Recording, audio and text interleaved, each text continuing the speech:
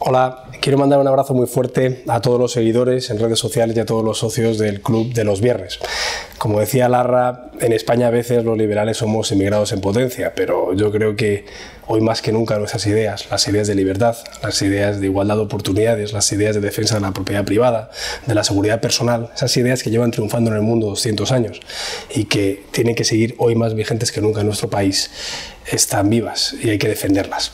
Por eso yo, desde mi responsabilidad política, creo que es bueno que haya representantes de la sociedad civil como vosotros, que nos recordéis a los poderes públicos que cuando los gobiernos son reducidos, honestos y eficaces, a la gente le va mucho mejor.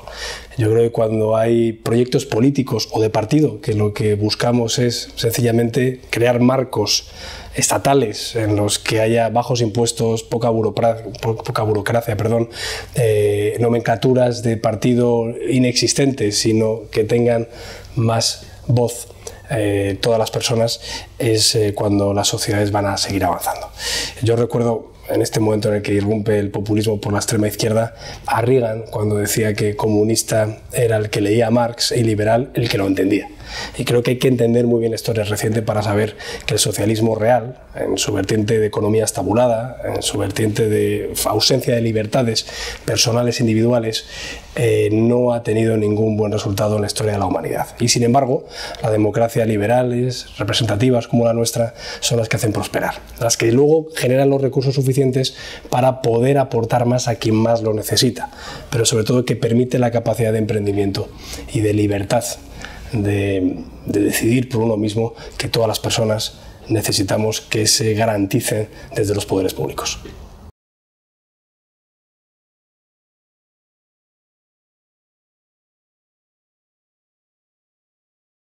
Sobre Venezuela, yo creo que hoy en día, por desgracia, Venezuela se está cubanizando, se está convirtiendo en un reflejo de una de las dictaduras peores que asolan el mundo, después de la de Corea del Norte, la más longeva, como es la dictadura de los Castro. Y Venezuela, que es ese país tan próspero, uno de los más prósperos del mundo hace apenas unas décadas, que tiene recursos naturales, que tiene recursos minerales, que tiene, bueno, pues una sociedad bien formada, sin embargo, por culpa del chavismo y ahora del régimen de Maduro, está tremendamente empobrecido. Y lo más grave, está tremendamente subyugado por un poder liberticida que ha ocasionado más de 100 muertes en las manifestaciones pacíficas de la oposición y que tiene, según dice la propia oposición, más de 500 presos políticos. Por eso es muy triste que haya partidos en España que no solo no denuncien en mociones municipales o autonómicas o en el Congreso de los Diputados lo que está pasando en Venezuela, sino que incluso, tal y como han dicho los medios de comunicación, han podido participar en su financiación de este régimen liberticida y se han convertido en cómplices de lo que allí está pasando. Y creo además que se está convirtiendo en una excepción, afortunadamente, en Latinoamérica, porque hemos visto cómo los gobiernos de Perú, los gobiernos en Chile, en Argentina después de muchos años, o también consolidándose otros como el mexicano o el gobierno colombiano, veremos lo que pasa en Brasil el año que viene. Es decir, todo el continente latinoamericano está abrazando proyectos liberales, proyectos en los que se quiere devolver la libertad a las personas, porque solo así conseguiremos paliar los problemas de pobreza. Hay muchos escritos que dicen que solo a través del libre mercado se generan los recursos suficientes para que luego los gobiernos decidan ayudar a quien más lo necesita. Hay que destacar una cosa muy importante. A los liberales no se nos puede poner ni prefijos, ni adjetivos, ni sufijos. Aquí se habla de neoliberales, ultraliberales, liberales acérrimos. No es verdad.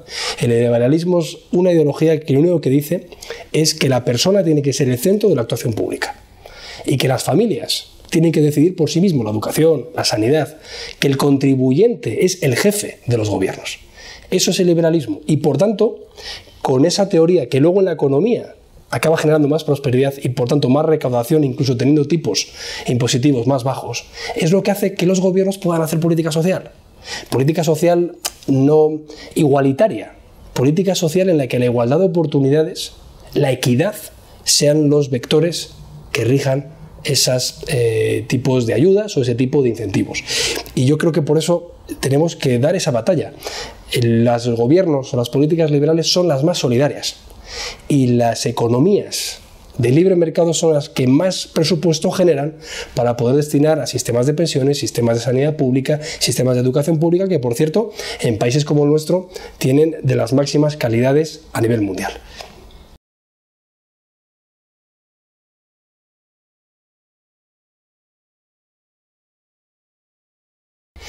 Bueno, Vargas Llosa ha dejado escrito que el populismo y el nacionalismo son los nuevos fantasmas del siglo XXI, igual que los totalitarismos lo fueron en el siglo XX. Y es verdad, porque la radicalización de los populismos o de los nacionalismos puede llevar a actitudes incluso de odio o de xenofobia, es decir, de odio a lo diferente, ¿no? Esto el otro día lo dijo incluso Paco Frutos, líder del Partido Comunista, o Josep Borrell, líder de la socialdemocracia española en un momento dado. Sin embargo, cuando lo decimos los liberal conservadores de centro derecha, parece que es que estamos diciendo algo inapropiado. Pero lo dice todo el mundo de cualquier espectro ideológico porque es la verdad. Porque al final no se debe basar una ideología en la diferencia. Y sobre todo, como ha escrito Sabater, lo malo de los nacionalismos cuando se exacerban ya no es que identifiquen un concepto como por ejemplo España a lo que ellos odian, sino algo aún peor, que todo lo que ellos odian lo acaban vinculando a España. Y eso es muy peligroso. Lo hemos visto con el Brexit, parece que la culpa era de los europeos. Lo hemos visto en Estados Unidos, parece que toda la culpa la tenía Washington. Lo hemos visto en Centro Europa, parece que la culpa la tenían los inmigrantes. Y en Cataluña, ese enemigo exterior, que encima no era exterior sino interior, ha sido en el concepto de España. Cuando es absurdo, porque la hispanidad no se puede entender sin Cataluña.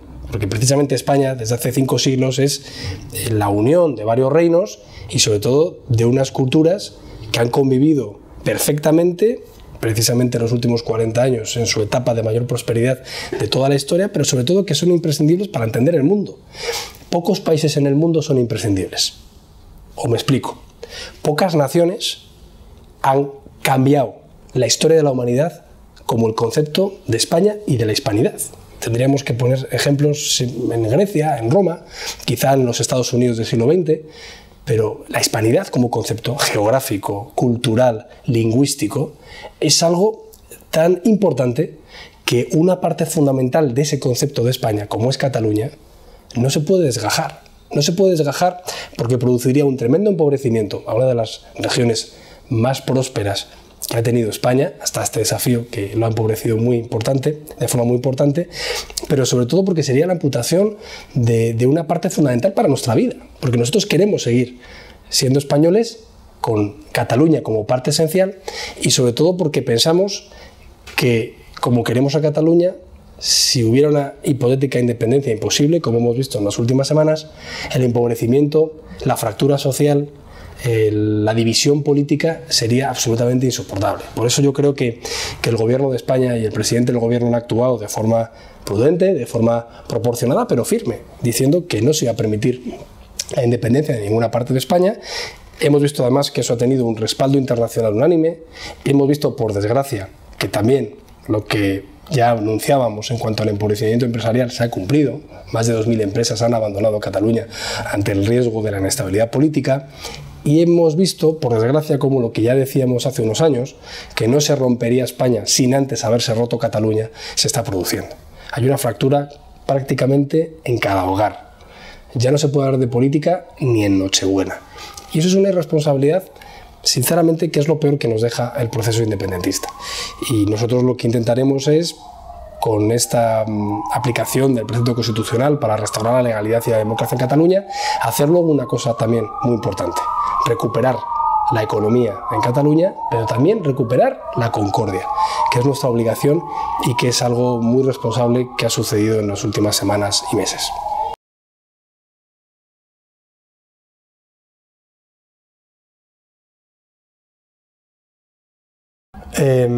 Vamos a ver, yo creo que hay dos vías en paralelo, como hemos visto en todo momento, y son, por un lado, las dos vías con las que tenemos que combatir el desafío secesionista en Cataluña están muy claras. La primera es la político-constitucional, es decir, la actuación a través de un precepto constitucional para recuperar el autogobierno, de manera que a través de este artículo 155 pues se pueda evitar la bancarrota de las competencias financieras y de gestión en la Generalitat, que se evite el menoscabo a los derechos de la oposición en el Parlamento, que se evite pues la malversación de fondos para un proceso que menoscaba la imagen de Cataluña y también la imagen del resto de España. Esa es la vía del artículo 155 que, como vemos, se está aplicando bien, con acatamiento por parte de los Mossos d'Esquadra y sin ningún tipo de desobediencia de los funcionarios públicos, porque saben evidentemente que se juegan su plaza, en el caso de los Mossos su placa, y eso creo que es algo positivo. Por cierto, también es positiva la aplicación con el consenso de los grandes partidos constitucionalistas, ¿no? Partido Popular, PSOE y Ciudadanos, a los que agradecemos su responsabilidad de Estado.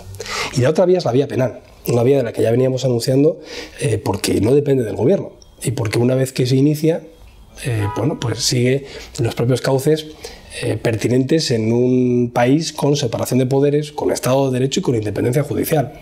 Entonces, en ese sentido hay dos procesos abiertos, fundamentalmente.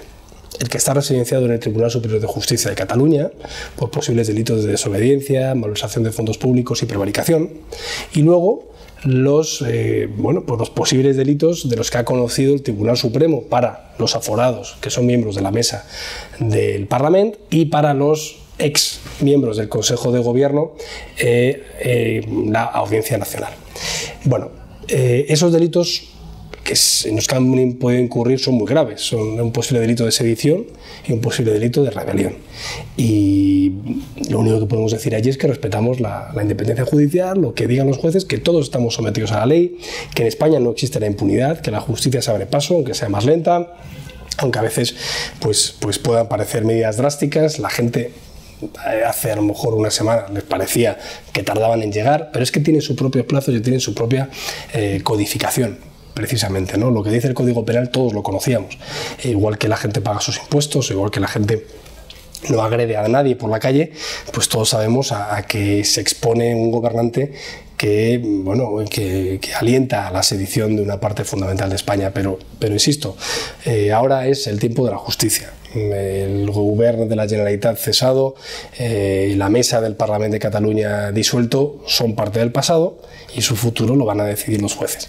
Y nosotros lo que tenemos que hacer es intentar recuperar la convivencia, recuperar el sentido común y dar sobre todo un mensaje de tranquilidad a todos los catalanes, que es que ya les decíamos que no iban a estar solos, que el Estado, y digo el Estado, no solo el Gobierno, el Estado iba a acabar funcionando como siempre ha hecho, ¿no? Y en este caso Estado también es Poder Judicial, también es Poder Legislativo en el Parlamento y también es Poder Ejecutivo. No van a estar solos porque se van a respetar y se va a exigir que se respeten sus derechos y sus libertades. Y sobre todo, no van a estar solos porque no se va a permitir la independencia de una parte tan fundamental para España.